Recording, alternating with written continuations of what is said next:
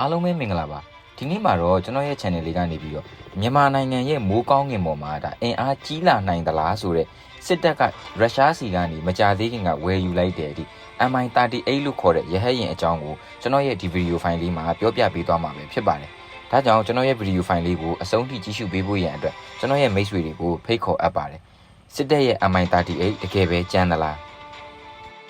းကျွန်တော်ရဲ့ Revolution Traveler တော်လန်ခရီးသွားဆိုတဲ့ YouTube channel လေးကနေကျွန်တော်ရဲ့မိတ်ဆွေတွေကိုပြန်လည်ကြိုဆိုလိုက်ပါတယ် Subscribe လုပ်ခဲ့ပေးကြပါအောင်ခင်ဗျာမြန်မာနိုင်ငံရဲ့အာဏာသိမ်းအကြမ်းဖက်စစ်တပ်ကရုရှားနိုင်ငံကနေဝယ်ယူလိုက်တဲ့ဒီ MI38 ရဟတ်ယာဉ်ဟာမြန်မာနိုင်ငံကိုမကြသေးခင်အချိန်ကရောက်ရှိလာပါတယ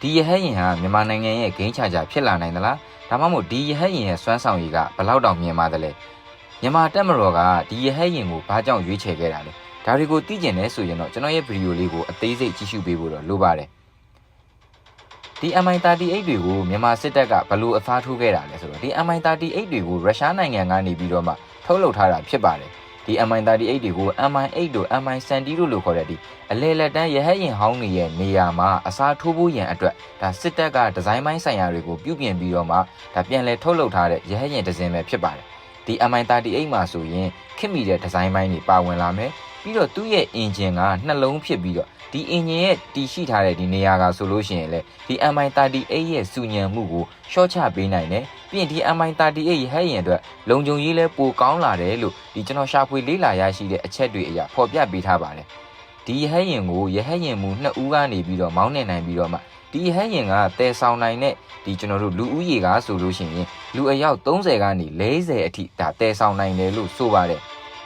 ်ပြီးရင်သူ့ရဲ့တည်ယူနိုင်တဲ့ကုန်ပစ္စည်းတန်ချိန်ကဆိုရင်လည်း6တန်အထိဒီတည်ဆောင်နိုင်တယ်ပေါ့နော်ကီလိုအပြင်ပြောမယ်ဆိုရင်ကီလို6000လောက်ထိသူကတည်ဆောင်နိုင်ပါတယ်ဒီ MI38 ရဟတ်ယာဉ်တွေကတနအီကိုကီလို300လောက်အထိဒါကျွန်တော်တို့မောင်းနှင်နိုင်တယ်လို့လည်းသူ့ရဲ့အချက်လက်တွေကဖော်ပြပေးထားပါတယ်ဒီအထူးသဖြင့်ဒီတာမန်ရဟတ်ယာဉ်တွေပြန်တန်းရခတ်တဲ့အပူပိုင်းဒေသတွေပြီးတော့ဒီအေးခဲတဲ့ဒီရေခဲဒေသတွေနဲ့ဒီတောင်ကုန်းမြင့်ဒေသတွေမှာပါဒီ MI38 ရဟတ်ယာဉ်တွေကအစွမ်းပြနိုင်ပါတယ်ဒီနေရာမှာ MI38 တွေကို Glabkov Scale လို့ခေါ်တဲ့ဒီခေတ်မီ digital စနစ်တွေနဲ့ပြည့်စုံတဲ့ဒီသူ့ရဲ့လေယာဉ်မောင်းခန်းတွေလည်းပါဝင်လာတာဖြစ်ပါတယ်။ဒါကြောင့်မို့လို့မြန်မာတပ်မတော်ကဒီ MI38 တွေကိုမြန်မာနိုင်ငံရဲ့ဒီလေကြောင်းအခန်းကဏ္ဍမှာအစင်းမြင့်တင်မှုရအတွက်ဝယ်ယူထားတာဖြစ်နိုင်ပါတယ်။ဒီမြန်မာတပ်မတော်အတွက်ဒီ MI38 ရဲ့အခန်းကဏ္ဍဟာဆိုလို့ရှိရင်တော့ဒီဘယ်အချိန်လောက်ကနေဒီ project ကိုစတင်ခဲ့တယ်လဲဆိုရင်ပေါ့နော်ဒီ2019ခုနှစ်ဝန်းကျင်လောက်ကနေပြီးတော့ဒါစတင်ထားတဲ့စီမံကိန်းတစ်ခုဖြစ်ပါတယ်။ဒီဟဲ့ရင်အားသာချက်ကတော့ဒါကျွန်တော်တို့ဒီဘက်စုံပေါ့နော်ဆွဲစုံအသုံးပြုလို့ရတဲ့ဒီ multi role capability တခုပါပ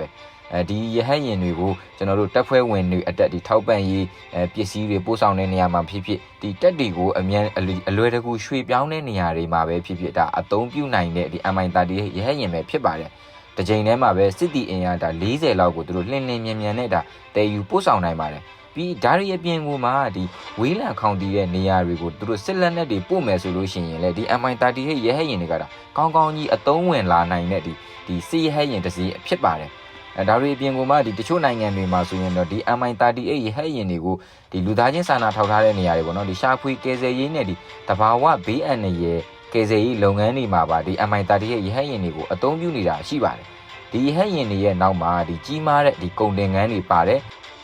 ်ဒါကြောင့်လေဒီမြန်မာစစ်တပ်အနေနဲ့ကဒီမြေပြင်ကနေအလွယ်တကူစစ်ကြောင်းထိုးဖို့ရန်မလွယ်တဲ့ဒီသူ့ရဲ့ရှေ့တန်းမျက်နှာပြင်တွေရှေ့တန်းစစ်မျက်နှာပြင်တွေကိုဒီ MI38 တွေအသုံးပြုပြီးတော့မှကျွန်တော်တို့စစ်လက်နက်ထောက်ပံ့တာတွေဒီတက်ရွှေပြောင်းလုပ်တာတွေကိုဒါကောင်းကောင်းမွန်မွန်ပြုလုပ်လာနိုင်တာပဲဖြစ်ပါတယ်ဒီ MI38 ရဟတ်ယာဉ်တွေဟာဆိုလို့ရှိရင်ဒီမြန်မာတပ်မတော်ရဲ့ဒီမြန်မာတပ်မတော်ဆိုတာထက်ပေါ့နော်ဒီမြန်မာအာဏာသိမ်းအကြမ်းဖက်စစ်တပ်ရဲ့ဒီပို့ဆောင်ထောက်ပံ့ရေးစွမ်းရည်ကိုဒါတိတိတတ်တာဒါမြင့်တင်ပေးနိုင်တဲ့လေယာဉ်တစ်စင်းဖြစ်လာနိုင်တယ်ပေါ့နော်ပြီးတော့ဒီနိုင်ငံတကာကနေပြီးတော့လ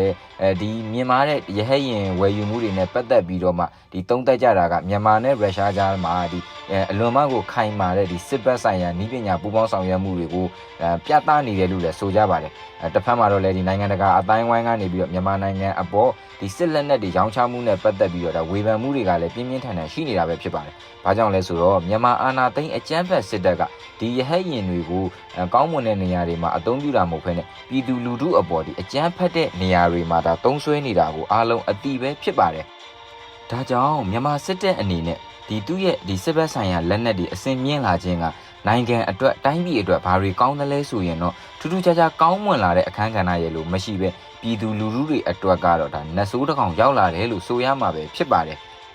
ဒီ MI30 ရဲ့ရဟတ်ယာဉ်တွေကရှေ့မှာကျွန်တော်တင်ပြခဲ့သလိုပဲဒီခင်မီတဲ့နည်းပညာတွေမြင်မာတဲ့စွမ်းဆောင်ရည်တွေနဲ့ဗတ်စုံကိုအသုံးပြုနိုင်အောင်ဒါပေါင်းဆက်ဖန်တီးထားတဲ့ရဟတ်ယာဉ်တစ်စင်းပဲဖြစ်ပါတယ်မြန်မာနိုင်ငံရဲ့ဒီအာဏာရှင်စစ်တပ်အတွက်ကတော့သူ့ရဲ့စစ်ဘက်ဆိုင်ရာစွမ်းရည်တိုးတက်မှုအတွက်ဒါအရေးပါတဲ့အခန်းကဏ္ဍတစ်ခုကိုခြေလန်းတလန်လှမ်းလိုက်တယ်လို့ဆိုရပေမဲ့လို့လေ